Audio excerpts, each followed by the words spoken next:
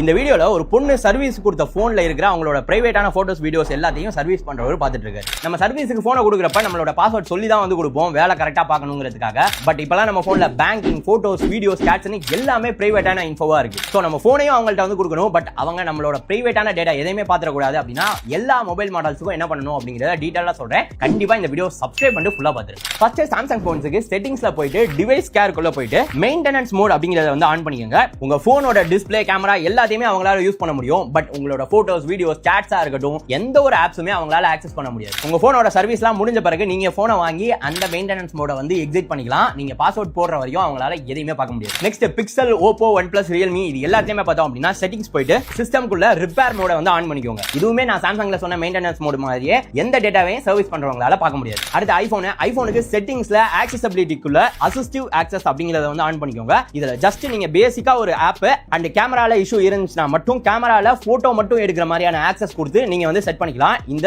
Assistive access. இது ஆன்ல இருக்கப்போ உங்க போன்ல இருக்கிற எந்த டேட்டாவையும் சர்வீஸ் பண்றவங்களால பார்க்க முடியாது. ஏன், அவங்க போட்டோவை செக் பண்றதுக்காக ஒரு போட்டோ எடுத்தாலும் அதை கூட அவங்களால டெலீட் பண்ணவோ பார்க்கவோ முடியாது. யாருக்கு எப்ப வேணாலும் தேவைப்படலாம். கண்டிப்பா இந்த வீடியோ ஷேர் பண்ணிட்டு சேவ் பண்ணி வச்சுக்கோங்க.